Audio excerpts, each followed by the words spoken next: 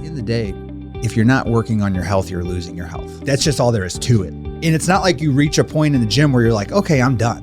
Because once you get to the part, you have to keep it. And it takes just as much work to keep it as it takes to get there. So it's just one of those things that people have to make commitments and say, I'm going to make this a priority. You can never have enough conversations, I believe, about taking care of what we're entrusted with as entrepreneurs, as leaders. On this Business Monday episode of A Call to Leadership, I invite Sam and Travis back on the show to talk about the ever important discussion of self-care and health, what it means, how we do it, how to stay accountable, how to reach our goals, how to have fullness of breath, of life, of energy when we need it to shepherd those we are entrusted to lead. Can't wait for you to listen in. I'm Dr. Nate Salah, and this is A Call to Leadership. I believe if you don't take care of yourself physically as an entrepreneur, I feel like it rolls over into every aspect of your life. So if you don't have enough discipline to take care of your most valuable asset, your body, how is that going to translate into you being an effective leader and or being successful in business? I don't think, to me, it's like how I feel first is how I perform. I perform so much better in the entrepreneurial world when I feel good, right? This is an important conversation to start this episode on, really honestly, because this is something that probably most entrepreneurs put last. Yes. Oh, 100%. They put themselves last. 1,000%. Yeah. Someone listening to it right now is like, yeah, that's me. I mean, it's been probably all of us at some point. Oh, for sure. Yeah. At some point, we're not exempt. No. That's why I was 246 pounds. And I'm still working out. Yeah. But like, I wasn't taking care of myself the right way. And you've lost 40 pounds plus, 42? 42 pounds, yeah. And how long?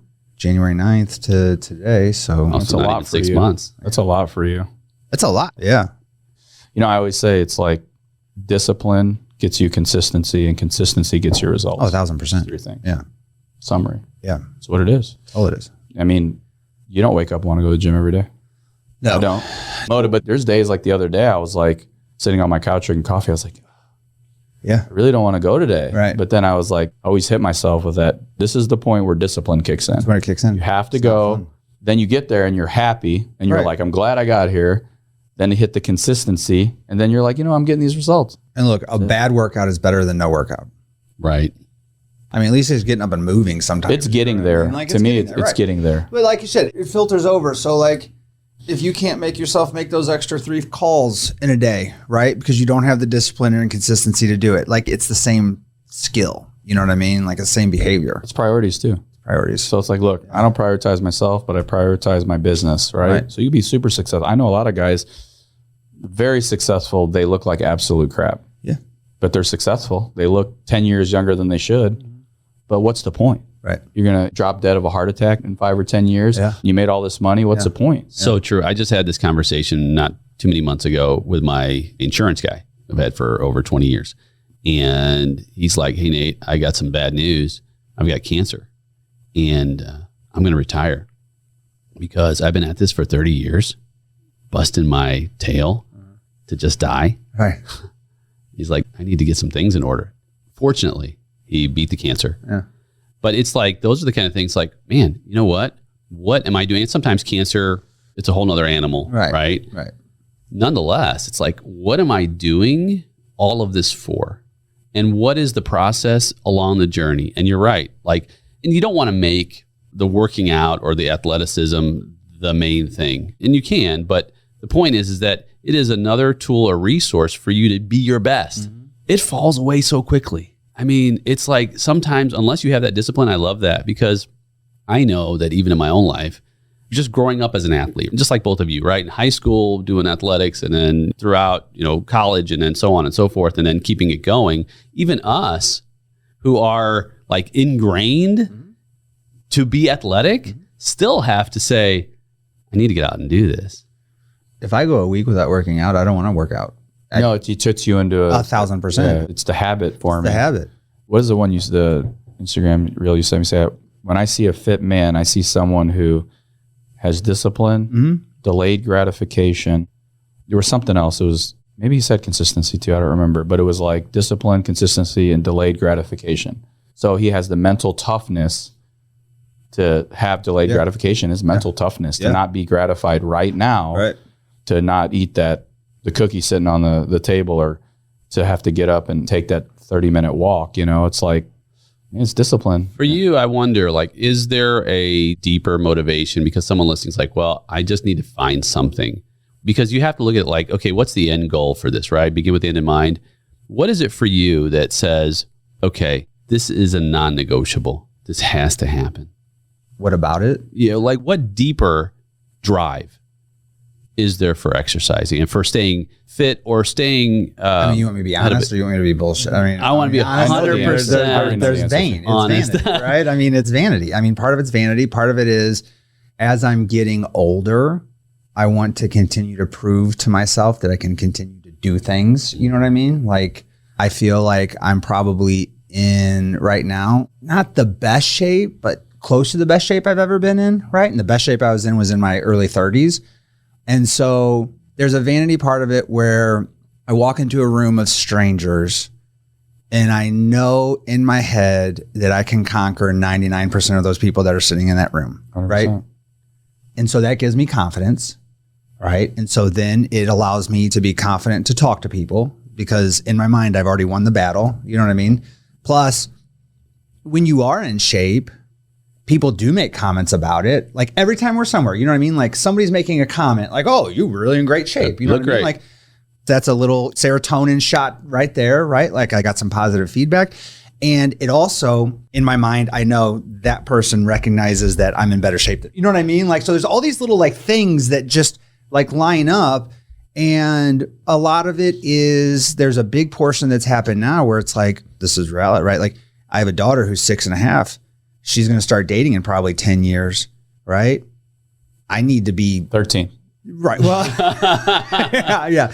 But I'm just saying like, uncle, right. You have to keep but so there's that, right? Where it's like, I want to make sure that I am like still somewhat physically intimidating when my daughter starts dating. And then another part of it, which is a really big part, is that some of my best times of my life were spent working out with my dad, right? And I want to have that. Like I see other dad who had their kids younger, right? And they're in the gym working out with them and training them and stuff like that.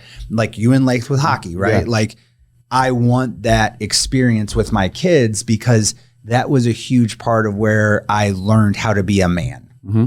And it wasn't even about working out. It was just the stories and the teachings that happened in that time frame because it was kind of an equalizer between me and my dad, right? Like it wasn't a competition. He was teaching me. He was proud of me. I was getting strong, whatever it was, right?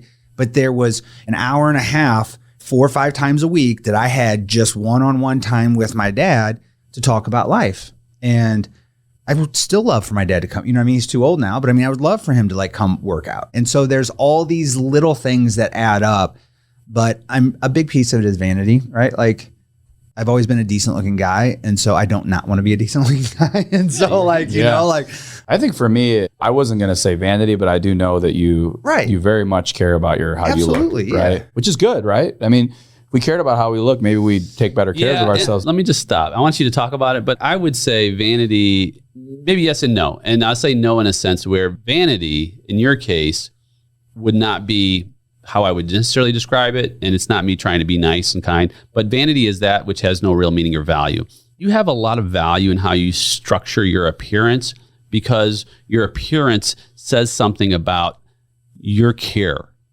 Because if I care enough to take care of myself, I'm going to care about other people as I take care of you too. Yeah. So I think it goes beyond that. Sure, there's a part of it. It's like, hey, you know what? It feels good when others think that I am whatever, you fill in the blank, right? Yeah. And you're a handsome guy, right? I mean, it's obviously, it's no surprise, right? No. Yeah. You're hot, dude.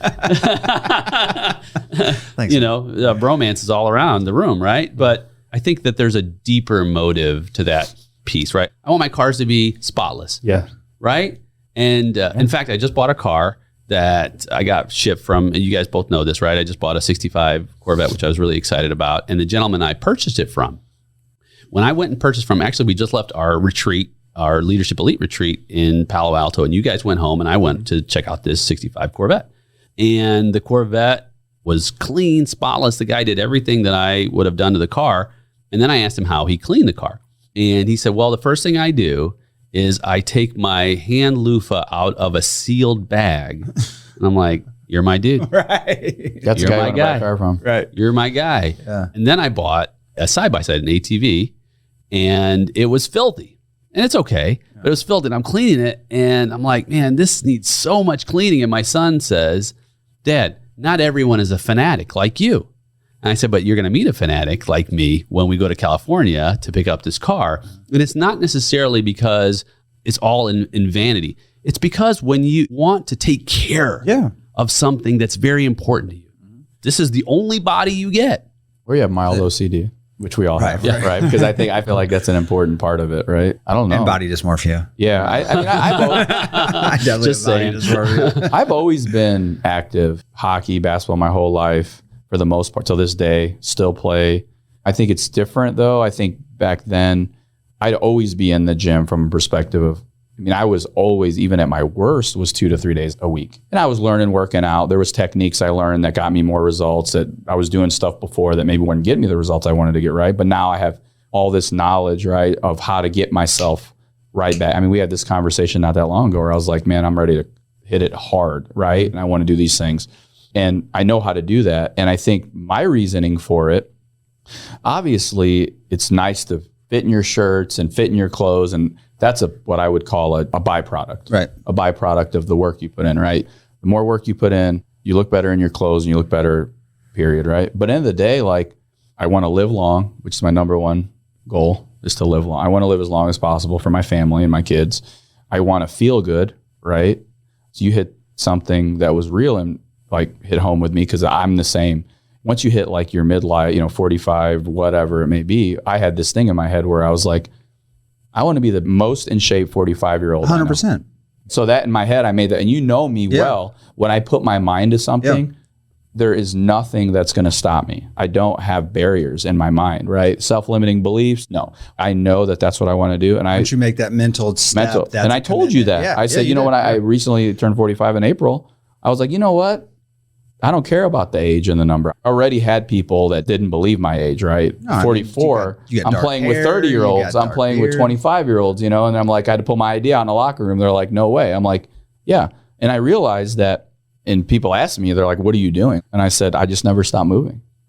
I never stopped moving. I didn't have a month where I didn't work out or I didn't play hockey. I never, like, people have months of stopping things. Even when I was... Like, so when I was an entrepreneur and I was stressed out and I didn't know if I was going to make it and things were tough and I was like all uncertainty, I still went to the gym. Right. Because the gym, I knew that if I didn't release this stress, I was going to release it in ways that weren't the best way to release it. So I would go to the gym and I would be like stressed out a day at work. No, I'm going to the gym, put my headphones on, and I feel so much better. Or growing up, I had anxiety. How did I deal with anxiety, right? I didn't take meds for it. When I felt that coming on, I'd go to the gym or I'd be on the ice. I would work. I call anxiety extra energy, right? It's energy you have to place in different places, right? So I put it into my working out. I put it into being an athlete, even to this day. Right? People joke around with me all the time. What the hell are you doing playing hockey at 45 years old? I'm not just playing at the lowest levels. I'm playing at high levels, for my age, right? With guys that are still playing and taking it relatively, but for me, it's a challenge. Mm-hmm. It's like, if I tell myself I can't do it, I'm done. Mm-hmm. So I keep putting myself in uncomfortable situations. So I think, to sum it up, playing hockey, being in the gym gives me a level of confidence at my age that I want to be in the best possible shape going into the second half of my life. Right. And I have health benefits. I have physical benefits. I have all those things. And the biggest thing for me is, like, if I can't take care of myself well, how am I going to take care of everyone I'm responsible for well, right? And and I think The Rock, as funny as it is, right? Like, obviously a huge guy who works out in the gym, but he says The Rock. So he always talks about, I believe this, right? The gym, he calls it his anchor of his day, right? So crazy stuff happens, obviously he's got a crazy lifestyle and he's doing all kinds of stuff and running around. But the gym is like his anchor. It's the consistency every single day. Like, this is the one thing in my life that I can count on and depend on to be the same, right? Mm-hmm. And I think that in an entrepreneur's world, we wear so many hats. right? There's so many fires that need to be put out. We have no idea, right? Like the beginning of the day, we have a plan on what we want to accomplish that day. But by the end of the day, there's 3 times more things that we had to do that we weren't expecting to, right? And so the gym to me, and look, my workouts are, some days they're 45 minutes, some days they're an hour and 15, but I'm never in the gym for like 3 or 4 hours, right? Never. I'm in, I am out. I don't want to talk to people. Sometimes you have to, right? But I'm not there to socialize. I'm not there to make friends. I'm there to get a job done, right? So I feel actually a little bit elite right now because he's invited me to work out with him tomorrow. Yeah. Oh yeah. I never have people work out with me, dude. Like the bell went off. I'm like, okay. Right. Even my wife, like when she was working out for a while, like we would go to the gym together, but she would do her. And I'm like, look, this is my time. I say, you guys have heard me say this. It's the 1 hour a day I get. 23 hours a day is given to other people, to sleep, whatever it is. That's my time. And part of it is I have a goal. Like I want to be in a certain shape when I'm 50 years old. Right. And so I can't wait till I'm 49 to start that. You know what I mean? Like it's something that has to just be a continual evaluation. And I also like working out. Like I like the fact that I have full control, because in most parts of our lives as entrepreneurs, you don't have a lot of control, right? I'm somewhat of a control freak. So that is something that challenges me. But the gym, my diet, what I put in my body, those are all things that I have full control over. And so I emphasize that because it's the one spot in my life where it feels like I can get it under control when the rest of my life can feel like it's out of control. Agreed. Yeah. I love the goal setting piece. And incidentally, it's impressive that you're showing people your ID to show that you're actually older than you are. All the time. I mean, you've come a long way from showing my ID so you can show that you are older than you actually were back then. That was because you knew them. It was because you knew them. We look nothing. We look alike. Yeah. But that was a stretch. Literally. You had me the whole time thinking I was getting put old Doug Hall. He's listening. I knew Doug. I knew you knew it wasn't Nate the whole time. I think it was the laugh after the ID. Yeah. Well, there were some clubs that you got into that I didn't get into. Oh yeah, I remember that. Back then, you remember that? Use my fake ID. I couldn't get in my real ID. You're pretty sharp. Yeah. You remember those days. I mean, that's because I work out. I have improved brain function. Right. I want to show you this picture. So this, I don't know if I'll be able to show this on our YouTube or not, but Tara sent me this picture the other day. Look at those guns. She goes, and then she put, "Hey, look at Andrew Chait." That's what she said, right? I'm like, when was it? She said, 09. I'm like, dang, I was in good shape. Right. But I bring this up to say this because I think it's important to look at where you have been. If you've been in a spot, and this is for someone listening, perhaps you've been in a spot where you are in a better condition than you are today. Yeah. Review that, hold on and then say, you know what?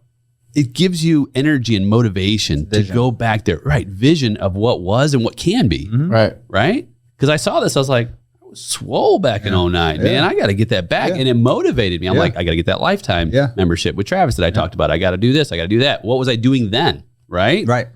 You were doing the same workout program you're doing right now. It's knowledge the same workout program I just gave you again. Exactly. Knowledge is a big piece of it too. Because you gave me that workout program. How many, what was that? 15 years ago? 09, yeah. Knowledge. So, an entrepreneur in business, the more knowledge you have, the more successful you'll be. The more data you have, the more successful you'll be. Working out's no different. A lot of people go to the gym. Like, how many people have you been at the gym and they're doing an exercise and they're doing it completely wrong? All the time. And you're like, I just want to talk to them. You're like, man, I want to say something to you right now. But like, I know you think you're doing something. Yeah. But it's like, it's people go in and they think actually being there and sitting on a machine and doing 3 reps, like they're doing it. Well, that's because Grant Cardone told them just show up, right? I'm kidding. I know exactly the type of people you're talking about, right? And look, I give them credit because they go to the gym. They're there. That's step one. But I mean, the thing is, just like anything else in life, if you're not getting results by what you're doing, you have to do something different. Yeah. Right? Like you got to switch it up. Yeah. And the thing about it is that I've been working out consistently. I'm 43 for 30 years. My 13th birthday is when my dad put me on a workout program, and I legitimately have not really stopped in 30 years. I still will talk to trainers about specific things that I want to do, right? Because I don't know everything. Like I research stuff if I want to change my workout. Like I don't know everything, and I've been doing this for 30 years. You know what I mean? Like what's 5 days a week times 30 years? Like that's a lot of time that I put in the gym, but I still seek out people who know things more than me to get answers. Just like in business, if I don't know how to do something, I'm going to reach out to a team member. So I think that that's important to take a look. Great to have vision and say, hey, here's where I want to go. But if you don't know how to get there, it's okay. Like, this is not something you're just born with knowledge of biomechanics and how to build a body and what your diet looks like. It's trial and error and talking to people. But at the end of the day, if you're not working on your health, you're losing your health. Right. Like, that's just all there is to it. And it's not like you reach a point in the gym where you're like, okay, I'm done. Because once you get to the part, you have to keep it. And it takes just as much work to keep it as it takes to get there. So it's just one of those things that people have to make commitments and say, like, I'm going to make this a priority. And then you have to just do it. Like, you just have to do it. Yeah. And find those inspiring things. I, for one, first of all, obviously, taking care of your body is good for business. Yeah. I mean, it's a non-negotiable. Corporations put gyms in their offices. Good for business. I mean, it increases your energy, increases your brain function, more confidence, stress levels decrease, right? I mean, just think about anytime that I'm facing a high challenge situation and I'm not able to overcome it, maybe there's some kind of a mental block or I feel a little bit of emotion around it, go for a run, go for a workout, do something. And this is just me, right? But I've found that it's the same problem in an hour, but I'm approaching it much differently without that same level of weight on my shoulders, right? So there's tons of benefit for that. Physical health, better sleep. I mean, all of it. The discipline piece, right? It's all good for business. If you're not doing it, you're probably not maximizing the possibilities of your business. And here's the thing, right? Like, most entrepreneurs, you are the product, right? Like, at the end of the day, you are the product.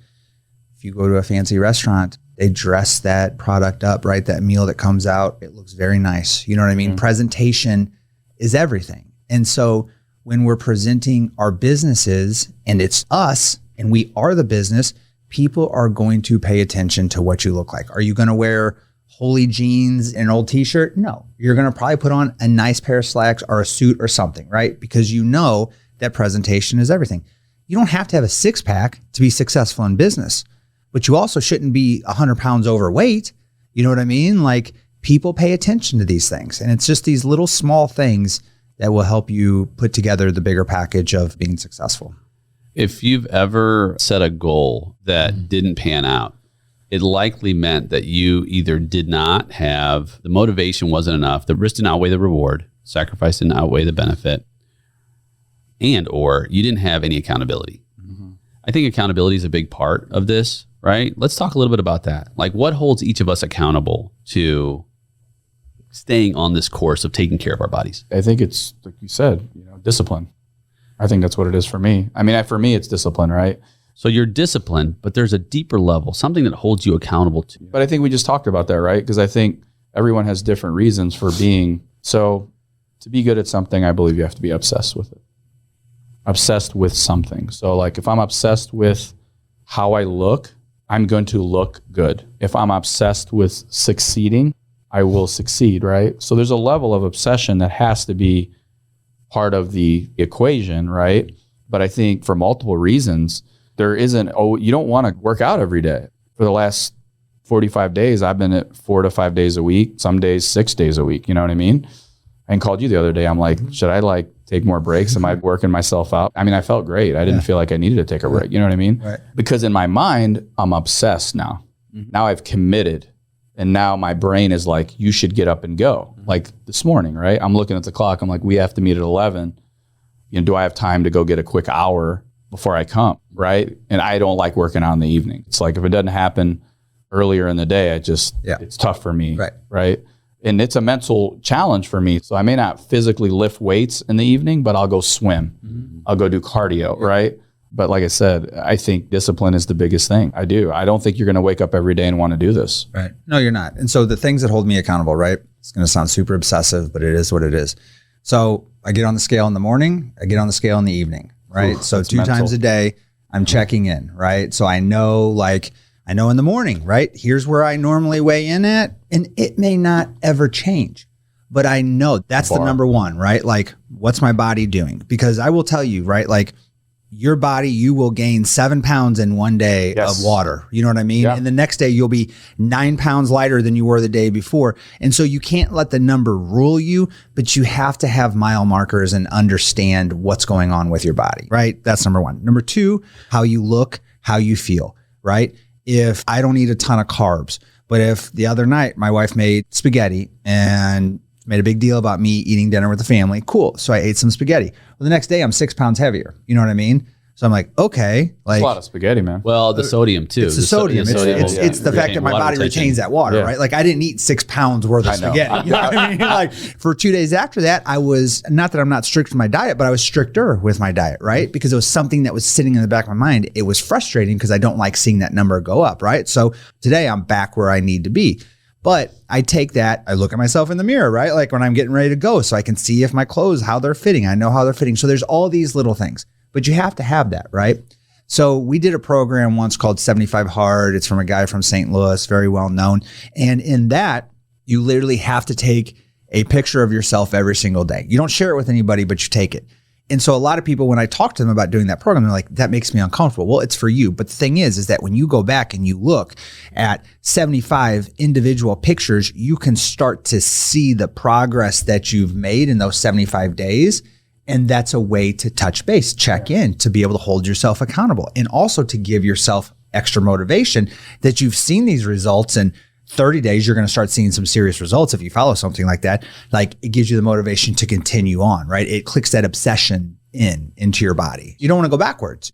So I think that for people that are out there, right, take whatever's comfortable for you, right? Take a picture of yourself, weigh yourself, but you got to have some type of verifiable data that is giving you the feedback of, am I progressing or am I not? You may feel great, and that's good, right? Because working out is about feeling good. You may lose some stress. Awesome. And if that's your goal, that's your goal. But if you're really trying to get in better shape and you're trying to lose some weight or become more healthy, you have to have these data points to be able to give yourself that biofeedback. Agreed. Yeah. And small victories build courage. Yes. They build confidence, right? And I agree with those incremental wins, right? On a day-to-day basis, they continue to move you forward, right? Yeah. Some pathway to progress is important. And even if you took one step back one day, you can take 2 steps forward the next day. Absolutely. That's what you're talking about, right? Yep. Now, the other part of it is, for me, and this, not necessarily vanity, but I've got a 16-year-old son. He's getting kind of strong, right? It's accountability. He's motivating me. I'm like, oh, you're getting kind of strong, young man. I'm going to have to hit a little harder. I want to lengthen that window. Yeah. Until there will come a day. 1,000%. Absolutely. There will come a day when he'll take me. It's inevitable. It has to come. But if I can prolong that day and have fun with it, right? One day Lath is going to be like, Dad, I'm going to take you. I mean, he's going to be 10 times the player I ever was going to be. He's got the resources. Same thing. Hopefully. Now you think, well, look at Arnold, right? And I wonder, at what point, if any, you talk about Dwayne Johnson, right? The Rock, right? At what point do your kids, I guess you probably have to be 80 at that point. He's 50, isn't he? He's 50. He's like 52, 51. Yeah. Point being, at least with this segment of the episode, at least as we close out this segment, find the motivation, find the will, find the inspiration, find the accountability. If it's accountability partners, whatever, I message you. I'm like, hey man, what was that workout? You're like, dude, download this, boom, do that, right? Find people in your life who can help you to continue to move forward in that area, because you get only one of these bodies, and use it as a temple. Yes. Give it the most respect as possible so that you can get the most out of it. And it's not just the body, it's attached to the mind. It's attached to the spirit. It's the whole person, the whole being. Yeah, give it the love. Yes.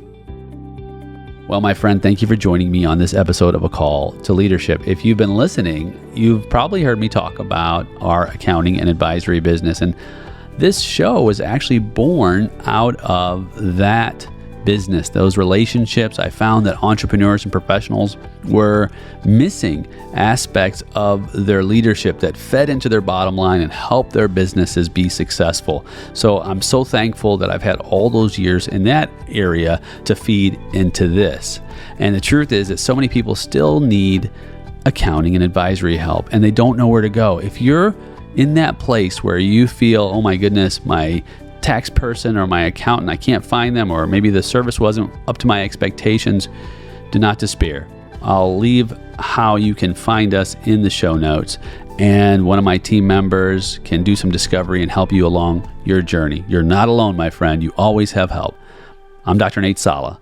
Can't wait to see you on the next show of A Call to Leadership. Call to Leadership. Call